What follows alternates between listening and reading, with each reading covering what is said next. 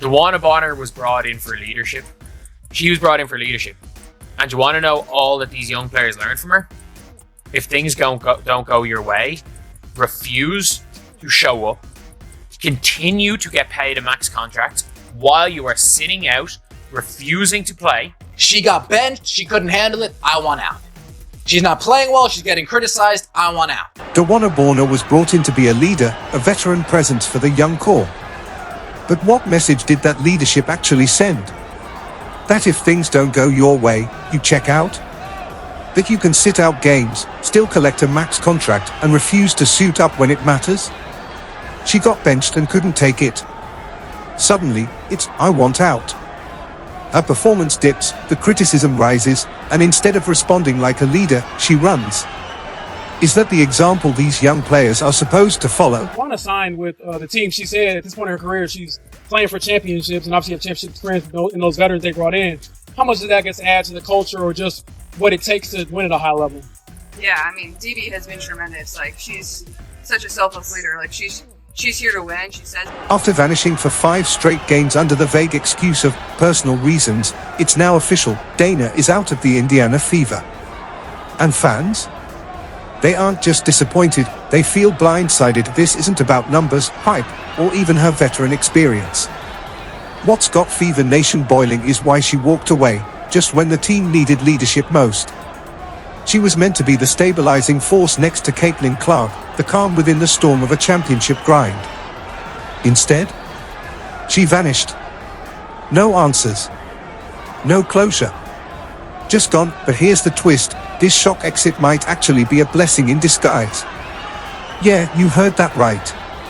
This could turn out to be the turning point for the Fever's season. We're breaking it all down, so don't go anywhere. And if you feel like Bonner left this team hanging, drop a "good riddance DB" in the comments below. Let's get into it. So joining a team that's just impressive. I think everybody's seen the second half of their season, and it was an unbelievable season. And I just felt like they had a dynamic core, and I just wanted to be another puzzle piece into what they had. And hopefully I can give my knowledge, my leadership, and give it to these young players. So when I retire, they can pass it along. So I feel like they're young, but I also feel like they're a great young.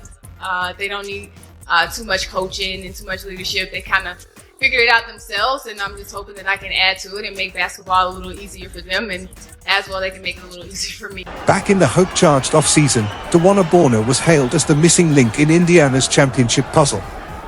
Her resume?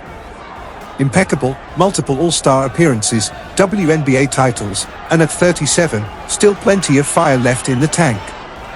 But she wasn't brought in just to stack up points. She was meant to be the veteran backbone, the calm in the chaos, for a young, hungry Fever squad that had tasted the playoffs but lacked the composure to go deeper. Just last postseason, Caitlin Clark and the Fever had momentum but not maturity. That's where Bonner came in, the steady hand to guide the storm. And early on, it seemed like the perfect fit. She spoke like a leader, radiated optimism in interviews, preached team unity, and embraced her new role with open arms. Just to that point, how does this kind of compare to what you are used to? Oh man, yeah, totally different atmosphere. The support here has been just phenomenal. I really can't go anywhere. I've been here like a week and a half, and everywhere I go, it's just like, we're excited for the season. Thank you for being here. So it's been really, really refreshing. And you get that on the streets? I'm sorry? You get that on the streets? Yeah, everywhere I go, it's just can't even go to the grocery store without someone saying how excited they are. So it's just been really refreshing. Fans couldn't get enough of her. Bonner's jerseys flew off the shelves, her social media was flooded with love, and Indiana embraced her like one of their own. She seemed genuinely re-energized, playing with purpose and joy, finally back in the spotlight of meaningful basketball. And it wasn't just any spotlight. Indianapolis had become the epicenter of the WNBA. Games were must-watch events, arenas packed, energy electric. In the middle of it all, Bonner wasn't just surviving, she was thriving. Don't know what Stephanie White's doing exactly. I don't have a clue. Again, I don't know what the identity of this team is. I really don't. It seems like they play a different way every game. One could say, well, that's her game plan. She's game planning for each team. How's that working out for you? Even Caitlin Clark, already carrying the weight of an entire league on her shoulders, looked genuinely thrilled to have Bonner by her side. She praised Bonner as a true leader, someone who brought calm, experience, and wisdom to a team brimming with raw talent. And for a moment, everything clicked. When Bonner climbed to third on the WNBA's all-time scoring list during a dominant win over the Chicago Sky, it felt like the Fever had found their rhythm. But that high didn't last. Her scoring nosedived, averaging just 7 points per game, barely half her previous season's mark. Suddenly, the questions came pouring in. Was this the right roster to complement Clark's dynamic style? Did the Fever's free agency strategy actually have a blueprint?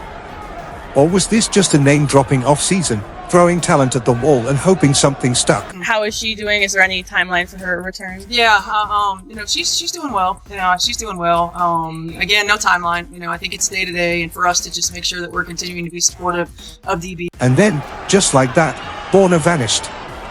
After only 9 games, she was suddenly out of the lineup. The official reason? Personal. The timing? Suspicious. Clark had just returned from injury for a high-stakes clash against New York, and coach Stephanie White had also recently missed time for personal reasons. So at first, fans extended grace, assuming Bonner was dealing with something serious. But as the games passed and her absence stretched on, the silence became deafening. No updates. No injury report. No timeline. Just nothing.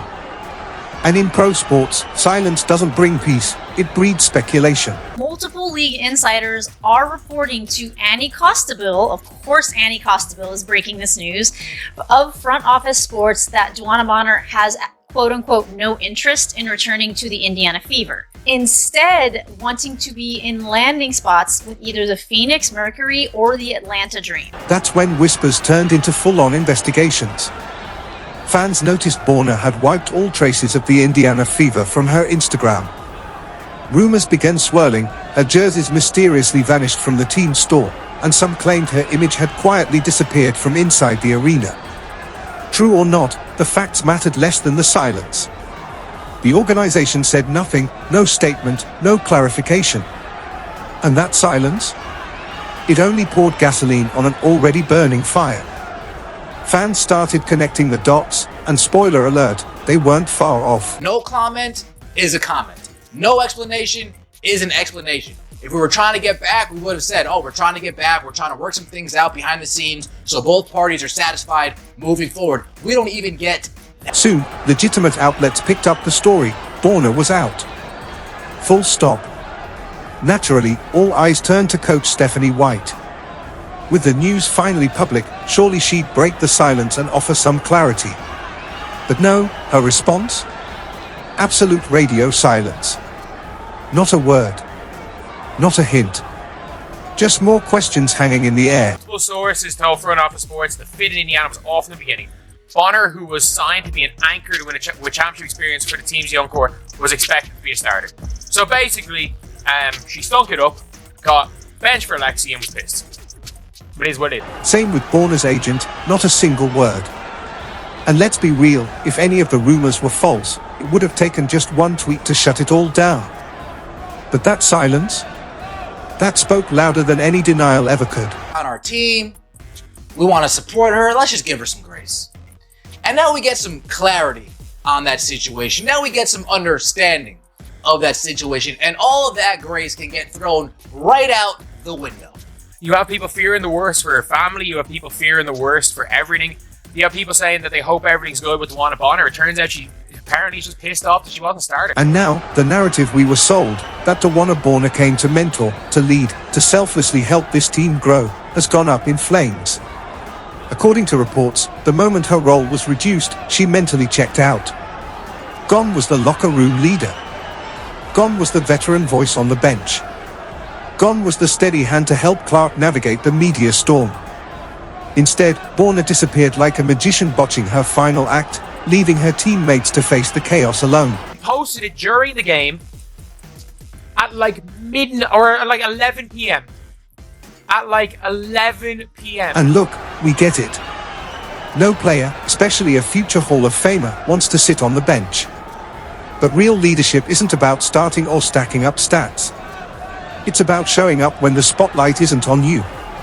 And when Bonner was asked to embrace a supporting role, the response felt loud and clear: "Nah, I'm good." Instead of leaning into the very purpose she was brought in for, she walked away. And that's what's so hard to stomach right now. Indiana Fever fans aren't just disappointed, they are stunned. Remember, they rolled out the red carpet for DeWanna Bonner. She wasn't just another name, she was welcomed as a culture setter, mentor, the guiding force for a young team built around Caitlin Clark and hungry for a championship. And during her mysterious 5-game absence, fans weren't cynical, they were concerned. Genuinely worried. The entire fanbase held its breath, assuming something serious had happened. So now, hearing whispers that she may have left simply because she didn't want to come off the bench. That's gut-wrenching. What began as empathy has curdled into confusion, and is now boiling into outrage. Fans feel blindsided, misled, and, yes, betrayed.